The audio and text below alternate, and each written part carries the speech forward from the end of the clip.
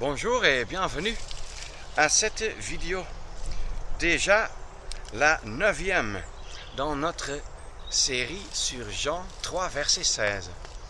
Ce verset qui est comme le noyau de l'évangile, qui est comme un condensé et un résumé de cette bonne nouvelle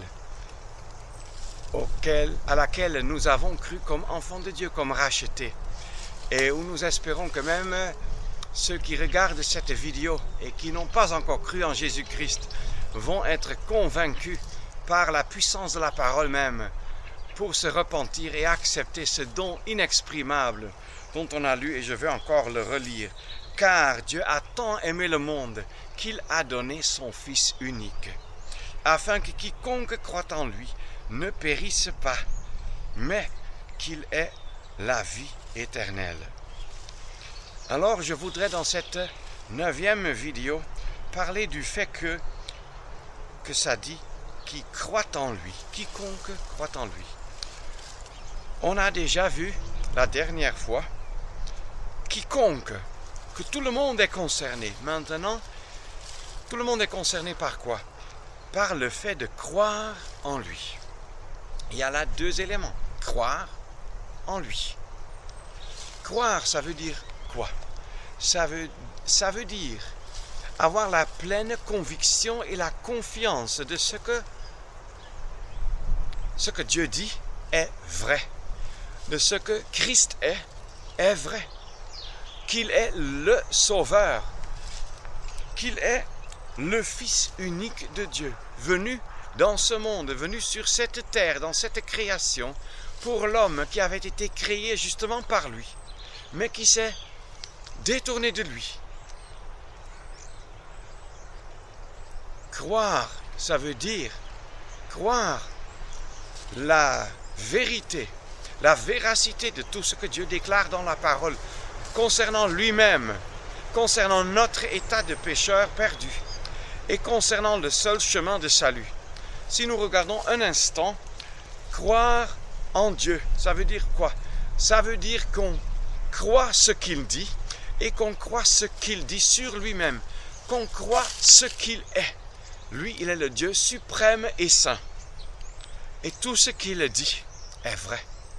Et nous pouvons seulement comprendre que, quelle que soit l'échelle que nous voulons construire pour arriver au ciel, ou quelle que soit la hauteur de la tour de Babel ou autre, la tour d'Eiffel ou je ne sais pas quelle tour qui existe dans le monde, même si la tour un jour peut atteindre 1000 ou 2000 mètres, nous savons que nous n'allons jamais de cette façon atteindre Dieu.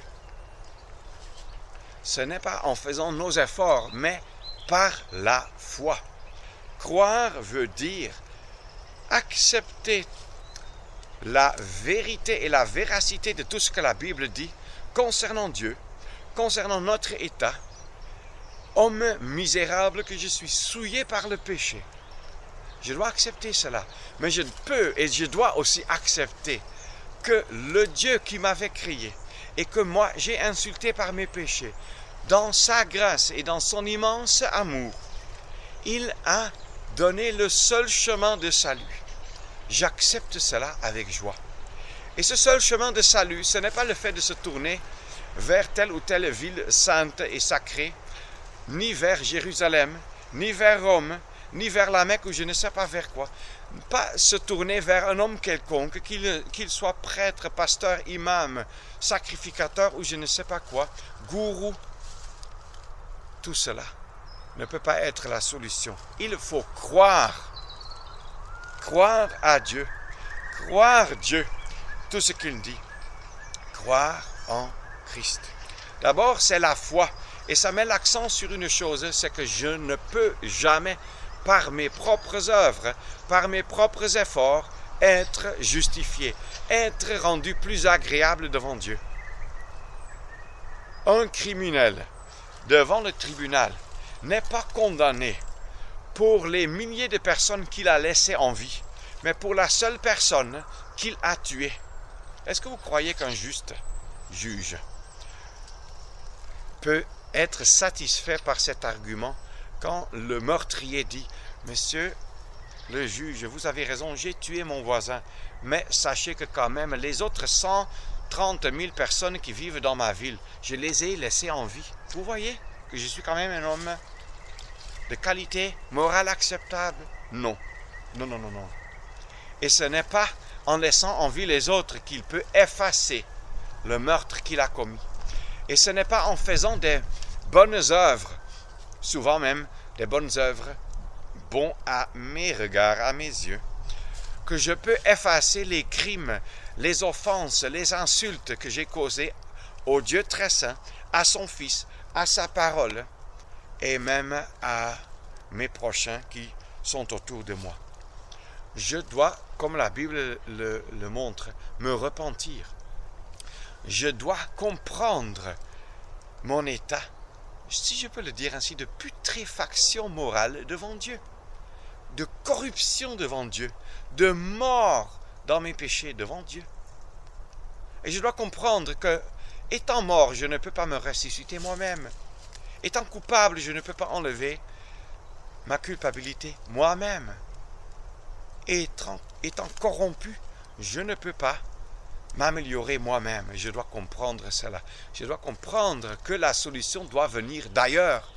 Et cette solution est venue de Dieu et lui est même la seule source qui pouvait donner la solution acceptable à ses propres yeux. Parce que quand nous viendrons devant le tribunal de Dieu, devant son trône, nous ne serons pas jugés selon nos normes, pas selon mes normes, pas selon vos normes, pas selon les normes d'une religion quelconque ou d'une société quelconque. Nous serons jugés justement selon les normes de la sainte et juste exigence de Dieu. Du même Dieu qui siégera alors dans la personne même de son Fils, ce grand trône blanc où chacun paraîtra dont les péchés n'ont pas été pardonnés parce qu'il a refusé le pardon des péchés. C'est Christ qui siégera là-bas. Alors, juste pour nous rappeler, croire veut accepter qui est Dieu, qui je suis et quel est le seul chemin de salut. Pas mes efforts, mais comprendre que mes œuvres vont seulement agrandir ma culpabilité, qu'il fallait une initiative venant de Dieu. Il faut croire à cela. Et cette initiative, c'est justement ce que ce verset nous révèle. C'est ce don de son Fils unique, son Fils bien-aimé, un don par pur amour divin. Qui pourrait comprendre cela? Merci à Dieu. Gloire lui soit rendue pour son don. Ah oui, je veux bien croire. Croire ce message, croire en ce don. Croire en son Fils unique. Ah oui. Il y a de multiples gourous, prophètes, soi-disant prophètes évidemment, depuis des siècles. Il est évident qu'avec la Bible en main, nous avons la révélation complète de Dieu. Tout un chacun qui est venu, que ce soit dans l'an 600 quelques ou dans l'an 2000 après Jésus-Christ, pour dire qu'il a reçu une révélation de Dieu, est un rêveur ou un menteur. Parce que Colossiens 1, verset 25 et suivant, ça dit clairement que l'apôtre Paul a reçu la tâche de compléter la parole de Dieu.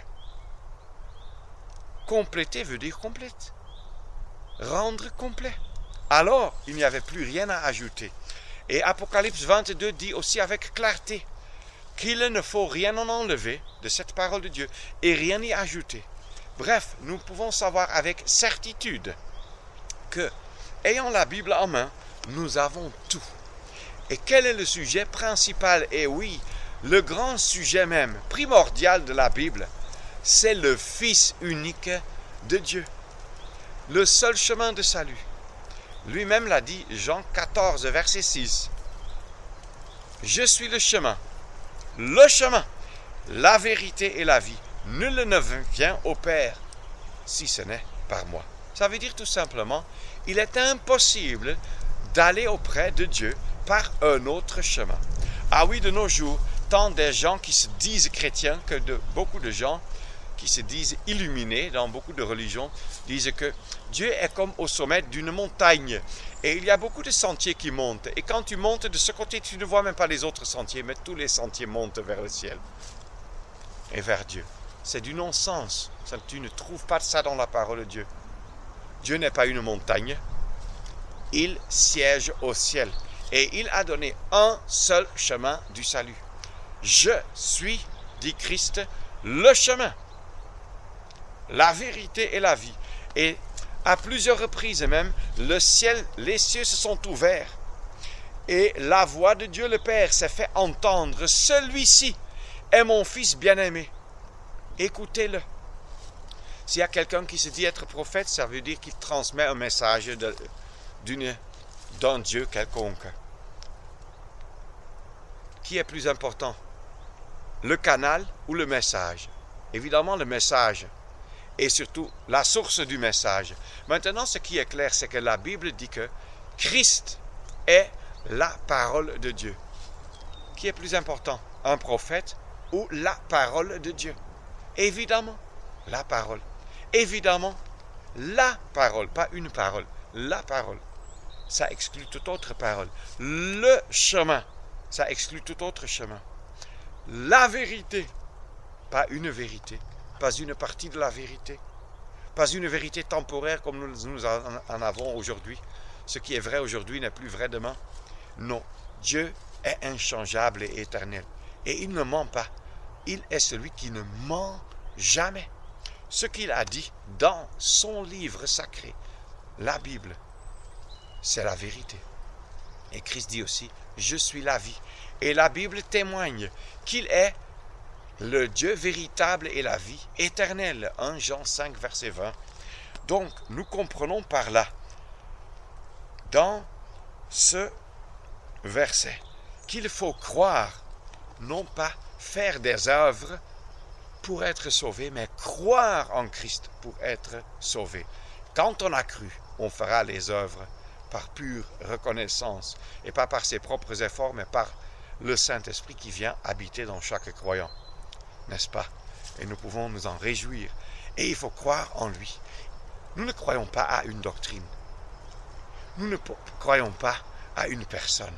Nous croyons au Fils de Dieu, dont l'apôtre Paul s'exclame en disant « Le Fils de Dieu qui m'a aimé et qui s'est livré lui-même pour moi. » Quel bonheur de pouvoir croire non pas à des commandements, non pas à des choses à observer religieusement et minutieusement. Ah non, nous croyons comme enfants de Dieu, comme rachetés. Nous croyons en une personne qui est mort pour nous, mais qui est vivant à jamais. Jésus-Christ, le Fils unique de Dieu. Le don unique et inexprimable de Dieu. Gloire soit rendue à Dieu pour son don. Gloire au Fils unique de Dieu, qui a voulu se donner en sacrifice pour moi, pour vous, pour toi, comme racheté. Et pour toi, qui ne crois pas encore personnellement en Jésus-Christ, je t'exhorte à ne pas jouer avec cette question si sérieuse. Es-tu réconcilié avec Dieu? Fais-toi réconcilier avec Dieu. Prends soin qu'il y ait la paix entre toi et ton Dieu créateur. Aujourd'hui, c'est le jour de grâce. Aujourd'hui, tu peux encore venir avec repentance, croire en Christ et être sauvé pour toute éternité. Repentance, ça veut dire se condamner, se juger à la lumière de Dieu, avoir un deuil du cœur, les profonds remords du cœur, la tristesse d'avoir insulté Dieu et implorer sa miséricorde en reconnaissant ses péchés. Et Dieu dit, si tu crois en mon Fils unique, tu ne périras pas, mais tu as la vie éternelle. Quelle promesse! J'espère que ce sera encore aujourd'hui le cas pour vous, qui jusque-là êtes ennemis de Dieu et non pas son enfant. Moi, ayant été ennemi de Dieu, mais maintenant enfant de Dieu, je peux vous dire, c'est merveilleux. Je vous le souhaite de tout mon cœur. Ce sort éternel, cette félicité éternelle qui a déjà commencé sur la terre, mais qui aura son comble au ciel quand nous y serons bientôt. Je vous le souhaite de tout mon cœur. Merci d'avoir regardé cette vidéo. Et dans la prochaine vidéo, nous allons un peu méditer sur la question que veut dire périr et que veut dire aussi cette certitude, cette assurance que le croyant ne périra pas. Quelle joie que nous avons encore tant de leçons bénies dans la parole à découvrir. À la prochaine.